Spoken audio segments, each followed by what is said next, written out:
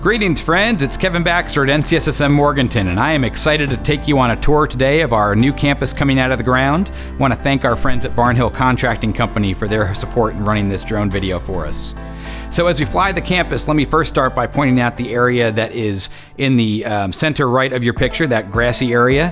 Part of that will be the site of our eventual Student Wellness and Activities Center that has actually been generously supported by our friends at Carolinas Healthcare System Blue Ridge. We are in early design on that and hope to get that out of the ground here in short order by the time we reach full enrollment in 2023.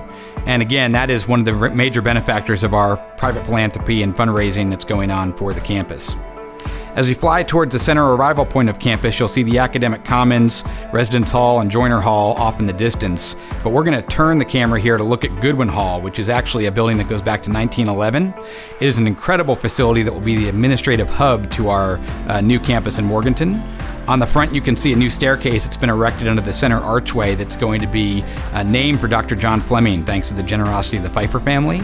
And this building is going to be the home to 7 classrooms, a number of administrative suites, and a boardroom on the top level of the building. Now in the center of the picture, you see the Academic Commons, which is really the heart of student life on our campus. It's going to be a 2-story building that will have our dining facility, a makerspace and fabrication lab suite, a library that anchors the southern tip of the building, and you can see the glass that fronts that looking down towards the South Mountains. We'll have 6 classroom lab combinations upstairs, 3 research labs, 2 classrooms, a faculty hub, and a number of collaboration nodes. So really a high activity space on the campus. Coming into view now is the new residence hall, which will have 300 beds located across 8 wings and 5 stories of the building. That building is going to be include, as you can see there, lounges on the tips of each wing. That's the metal panel surrounding the glass. And so those are really wonderful spaces to look out towards the barn and to the largest state park in North Carolina in the South Mountains.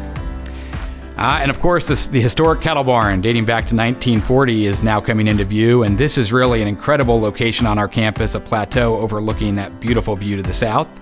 We intend for this building to be home to about a 460-person capacity multi-purpose space, which can be used for anything from theatrical performances or recitals to academic competitions or perhaps even a wedding. There'll be an incredible green space that fronts this, and this is again part of the private funds that we've been raising, as well as some of the public support that's coming our way from the state of North Carolina. You can see our new road and infrastructure here that connects us to our friends at the North Carolina School for the Deaf and Western Piedmont Community College.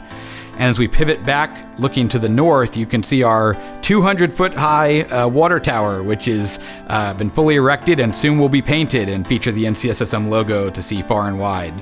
That will support not just our campus, but also the North Carolina School for the Deaf. In the bottom right of the picture is Jeter Hall. That's a building that dates back to 1971. Fun fact, it used to be home to the Burke STEAM Academy, which is part of our open enrollment program here at NCSSM. It will be the temporary home to our Fine Arts and Humanities program and will permanently feature an audio and video recording studio in what used to be a TV studio on the bottom floor of that building. We're now going to swing around to the back side of the residence hall. Some additional features I did not mention earlier are that it will include bike storage on the bottom floor, a laundry facility, and 8 apartments for our full-time community coordinators who will live on site. We're now looking at Joyner Hall, which is a building that dates back to the 1930s, as is really the permanent location for our Fine Arts and Humanities program. It will be an incredible space with art studios, music ensemble space.